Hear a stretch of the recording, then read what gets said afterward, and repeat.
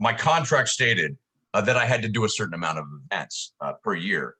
Every time an event was booked, I got threats because they booked a tattoo convention in Texas, and I got threats from just a lot of people. If you come to the convention, I'm gonna break your hands because you're on that fake TV show, and so it was just kind of like, this is bad.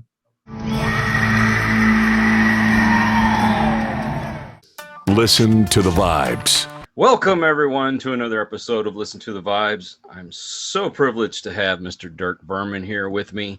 How are you today, sir? Oh, not too bad. If I'm your celebrity contact, I don't know, man. You gotta seek a little bit higher. You have an interesting story to tell. You own a tattoo shop. Man, I don't know. Tattoos. God, I just don't know about people with tattoos, man. I don't know about people without tattoos. Were you born there in Vegas? Yeah, born and raised here. 56 years old this summer. Sweet. I heard a rumor I was 64 on fucking Google, but Yeah, don't believe anything you hear on the internet. They said you were born September 1st, 1956, and I'm like, good Lord. Crazy. If this guy's 64 years old, I want what he's been drinking. Well, I did sign a deal with the devil, but that was for television and nothing else. So you also a musician? Yeah. I got two new bands right now. I have a band, the Dead Dolls, which is a cover band. We do everything from AC/DC, Ted Nugent, to the Dead Boys, the Sex Pistols, Social Distortion, that kind of thing.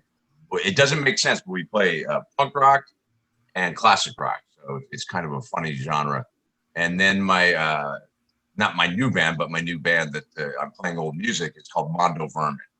And Mondo Vermin is pretty much the past 35 years of my punk rock life and all the bands I've been in, the best of those bands. With a classic three-piece, I sing and play all the guitars. I put my first record out in 1987. Maybe I am 64. Shit, maybe that's right. I've been on music for decades. How'd you get into playing guitars? I got my first guitar when I was 10 years old. I just a buddy of mine's brother had it. I'll never forget this guy. It's in the book I'm writing. I'm actually writing a book. I just don't have a clue when it's coming out. But my buddy, his name doesn't matter. But his brother had a guitar and an amp, and his brother said he'd sell it to me for $20.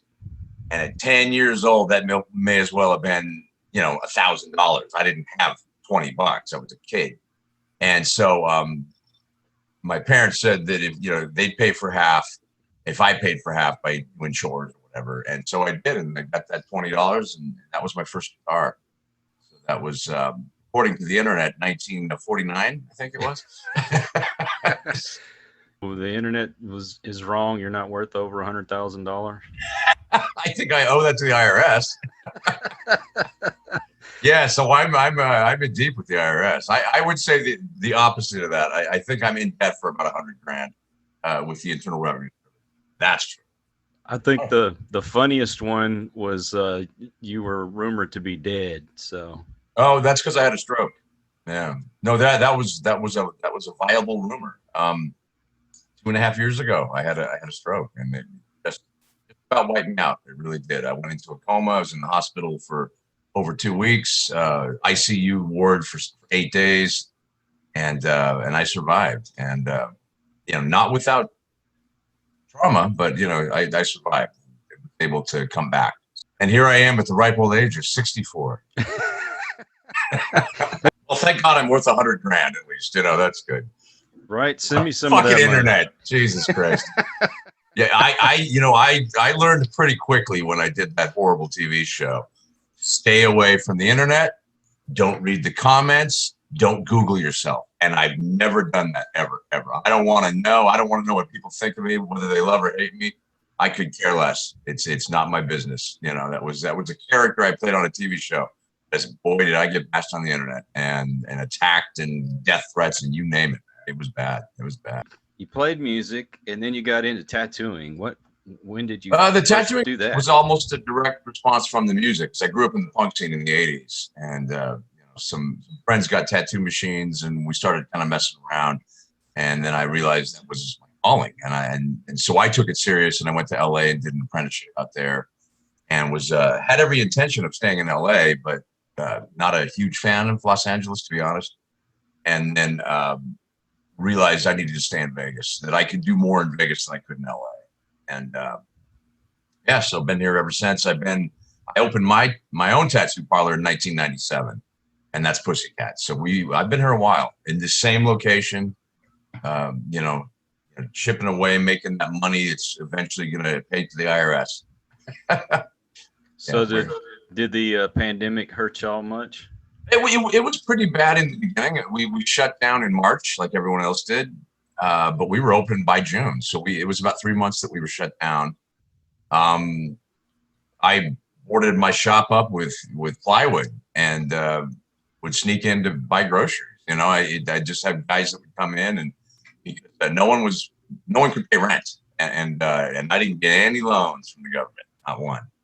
And so you know, boo fucking who. I work for a living. I don't need a loan.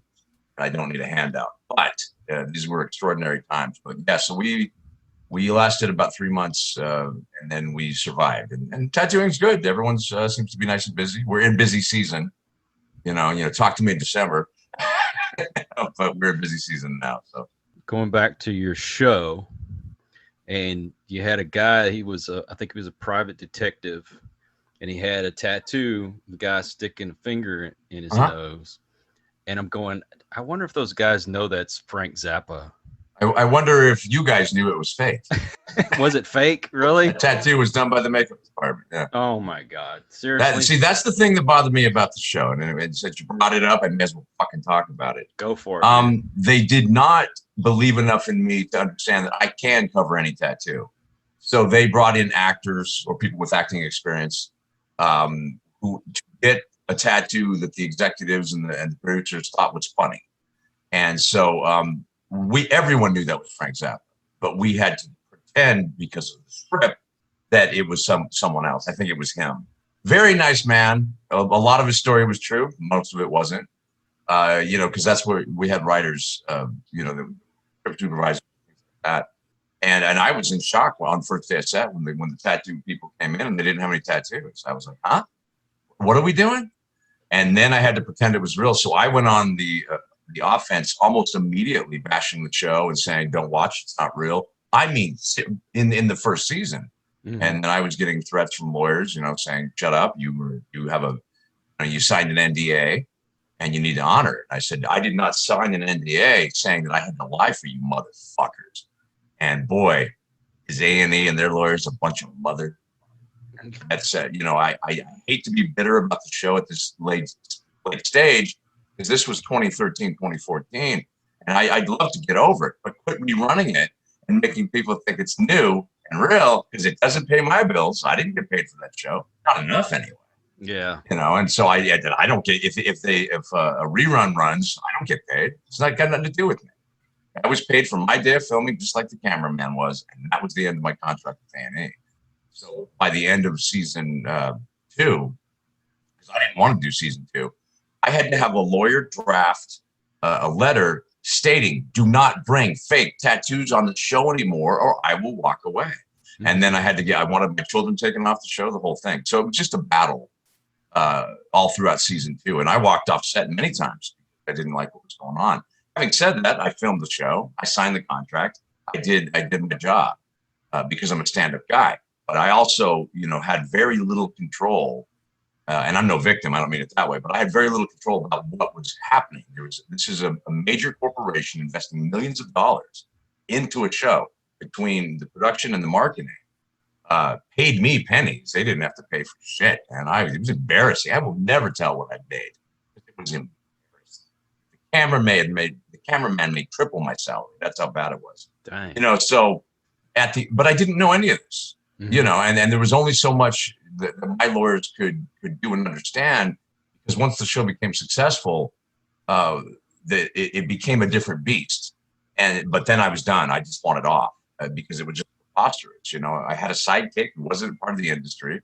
I don't speak to him anymore, but and just had to pretend that things were real that weren't. And that just didn't sit well with me. And so I struggled with that one of the producers, I will eventually let you get a word in edgewise. Sorry. Oh, that's One of the okay. Keep producers, going. one of the producers made it. He said, "You're not playing yourself. You're playing a character." He goes, "Think of it like Seinfeld. Seinfeld did a show that he was playing Jerry Seinfeld, but it was a fictionalized version of his life. So I was on a show where I played a fictionalized version of myself. Now that would be fine if it was a fucking sitcom. It was reality TV. It was a fucking documentary, according to whatever. It just it was an awful experience and just about destroyed me. There's a direct line from the end of my show to my bankruptcy. I had to file bankruptcy to save my shop because the show just took 4 years on my fucking life. And then right to my stroke. The fucking direct line to that. I'm not blaming A&E for my stroke, but I will tell you right now, I didn't have an arrhythmic heart when I filmed that show, and I got a rhythmic heart end of the show. And then my health just went down the drain. And so it was the stress, you know. It couldn't have been cigars and whiskey, so couldn't have been that, you know. Anyway, that's as much as I need to talk about that. You know? Well, people don't realize, they think just because you get a TV show, all of a sudden you're rich and you're, you know, you have all this stuff. And, you know, I was in it very, very shortly. I didn't really have a career because it got tanked on immediately. You got lucky. Yeah. Trust me. But people don't realize it takes somewhere around 5 or 6 years before you actually start making money. And that's as if you get merchandise. Yeah, for sure. So yeah, I never was able to capitalize on that. Maybe that's my fault because I was so angry, and to be, I call it infamous, but whatever. To be known for famous, whatever the fuck. I'm no celebrity, by the way. I will never identify as that. That's literally the least important thing on a planet is being a fucking celebrity. But I just wasn't able to kind of capitalize on it, and because I didn't. I was embarrassed by the reason I was famous. So when people come up to me, which happens all the time, and that's fine, I don't wear the fedora anymore. I don't wear wife beaters, and I don't walk the strip with a dog. None of that. It was real. And so when people think that that's real, and then they meet me and stuff, and they're like, "Oh, I thought that was you. You look different." I go, "Yeah, that was fucking 10 years ago too. You know, yeah, trust me, I look different. I'm in my early 60s now. Come on." Anyway, to be famous for something that you're quite embarrassed about, I would imagine Jersey Shore feels the same way. But at least they got to be millionaires. I got to go into bankruptcy. And so if that sounds like boo-hoo, my show wasn't perfect, wah, wah, maybe it does. Maybe, but you know what? Fuck you. I've given up caring what people fucking think about me for a long time. You know, what's that expression? Your opinion of me is none of my business. So love or hate me, I could care less. If you love me, buy me a fucking beer and let's talk about anything but fucking television. You know? Hey. If you hate me, then just walk away. Don't watch the fucking show. I don't watch it. Well, if you sit here and you worry about what people think about you, it'll drive you insane. Well, I mean, that's funny when we were doing the pre-interview before this started, and we're making a lot of jokes about it. You know, you get on the internet, you find out that I'm 64 years old, worth $100,000. And it's like, huh? That's news to me. And those are two things that aren't true, that are one of the first things I would assume that would pop up on the internet. And because realistically, I live a pretty private life. Unfortunately, I portrayed a life on television that's not real. People think they know me because, oh, do you still do this? And do you still have that car? I didn't own that car. That car was not mine. Do you make that? Still baking cakes for your daughter? That was the production crew. I didn't bake a cake, or whatever it is. They just don't understand that none of it's real. When I took my kids to Disneyland during the height of the show, and that was one of the worst mistakes I ever made because the show was on. Like you could watch it that night. And so I was getting recognized everywhere. But it was super, super invasive. And I was being stopped everywhere. My kids were being asked to take pictures with me. And I mean, hand my daughter a phone and take a picture with this woman from South Dakota or whatever. And you just realize it wasn't worth it. You know, I much prefer the anonymity now, because people now I used to get, oh, you're on the Ed Inc. show. Where's the sidekick? Whatever. Now I get, were you on Ink Masters? You look familiar. Oh, were you? And I like that because I step back and I don't portray myself the way I did on television. Like I said, I burned that fucking fedora. I literally put lighter fluid on, burned that fucking fedora, and I was gonna post that on the internet, and I thought, it's just, here I am fucking crying about it again. I hate that I don't want to do that, but it when it comes up, I can't pretend it was okay, because it wasn't. Yeah, none of it was okay. And so there are very few.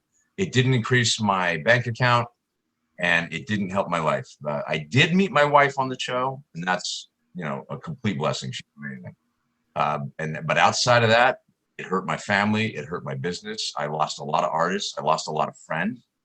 Maybe they weren't friends. I was judged by my industry for doing a fucking TV show.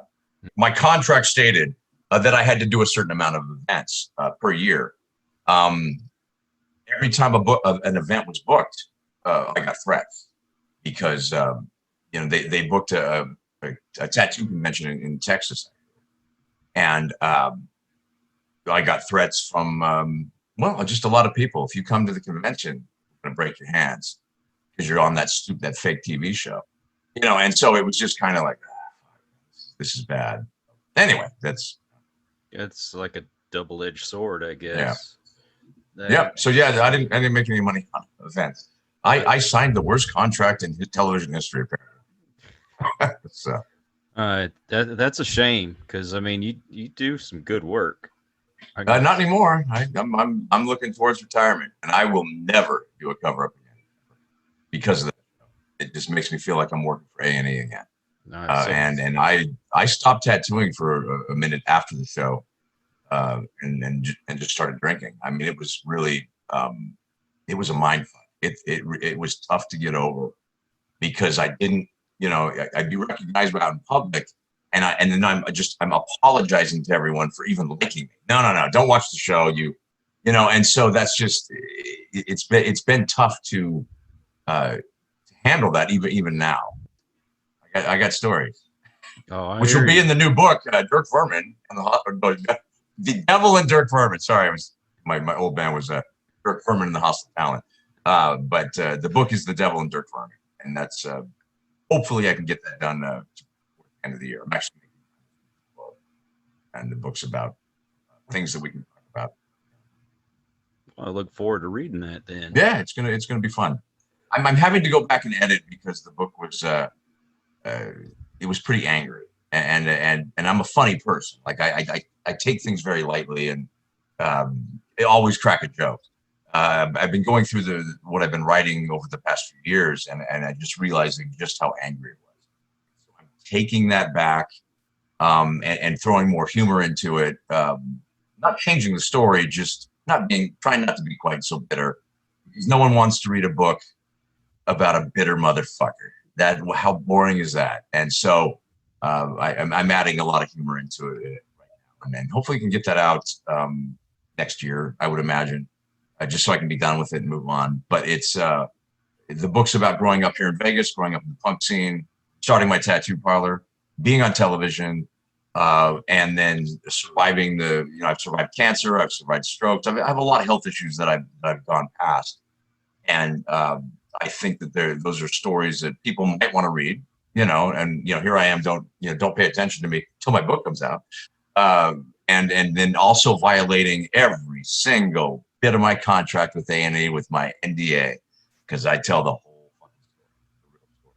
If they want to sue me, I need the publicity. So fuck you, A&E, sue me. Your lawyers know my number. Trust me. After my stroke, my personality changed. Everything. It was weird. I did not feel like myself. I looked in the mirror.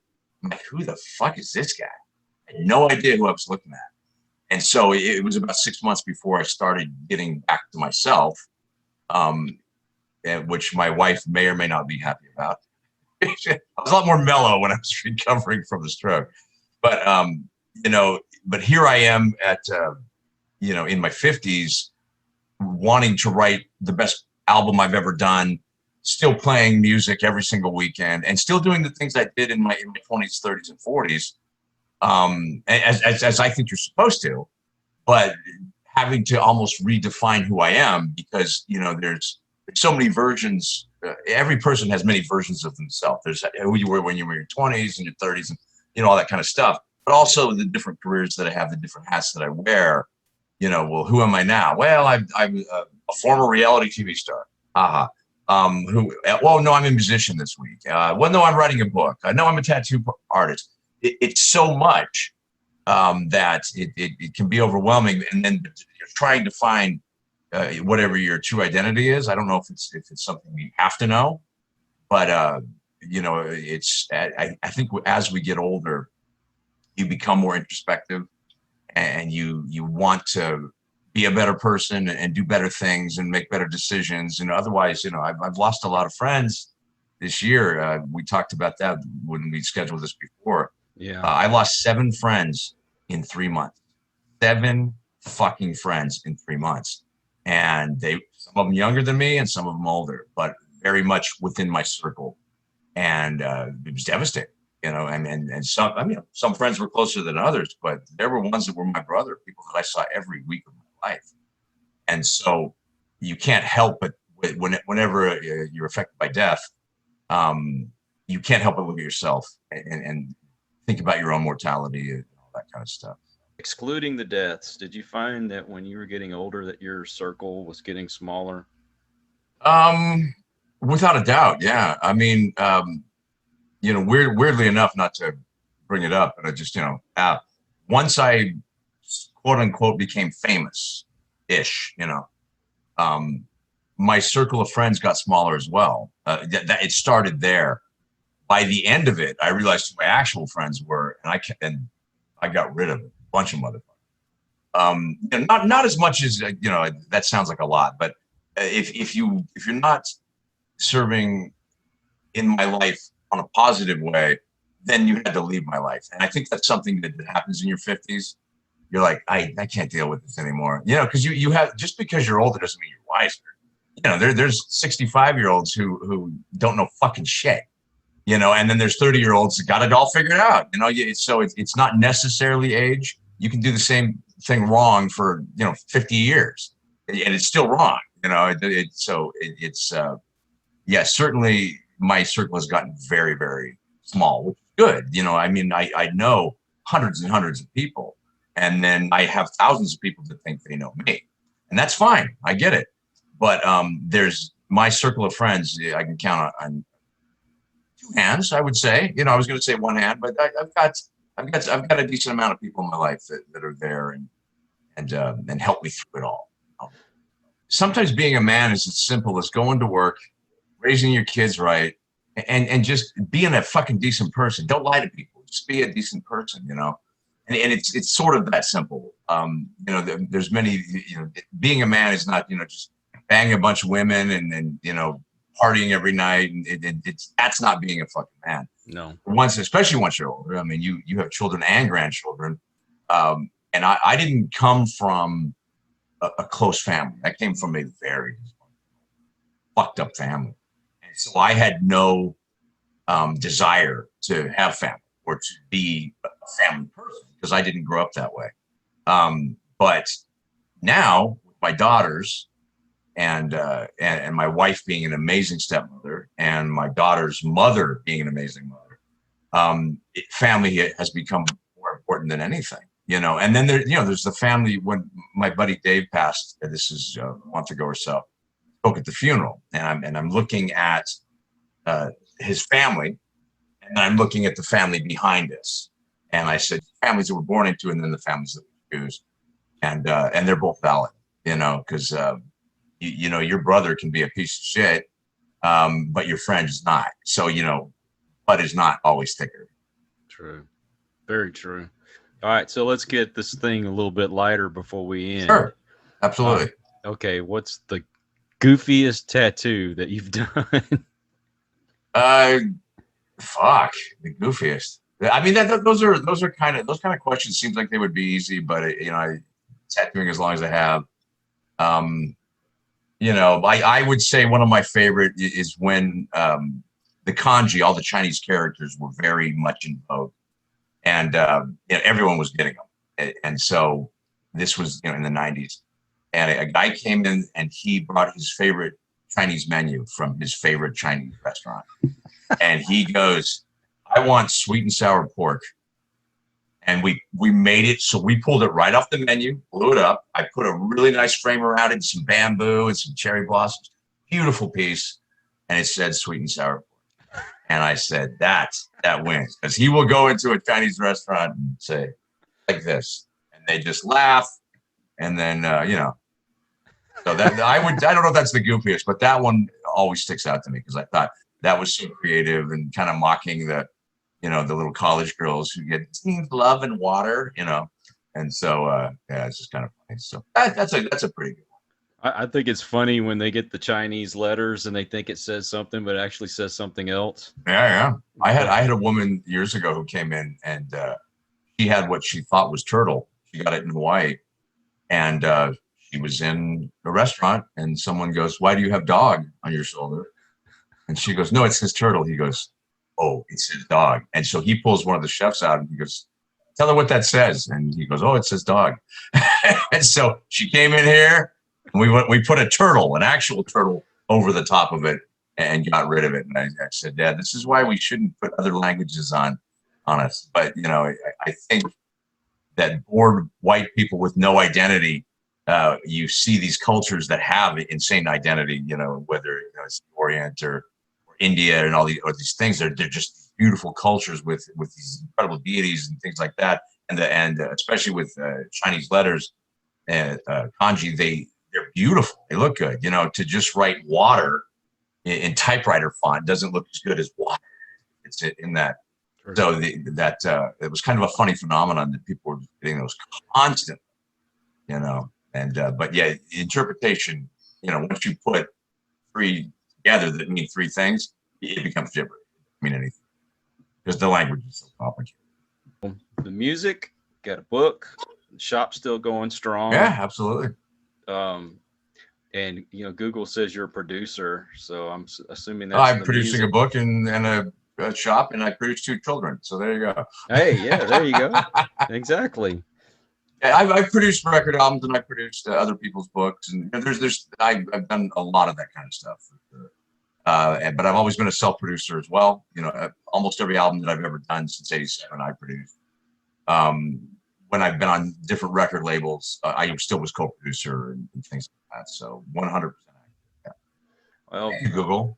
The music part, I mean, you have to get on a streaming service. You need to get your stuff on YouTube and all that kind of stuff. Well, my last album, The Hostile Talent, and my the Vermin stuff is all on Spotify, so you can listen to it for free. And to be honest, I ain't making money on it to begin with.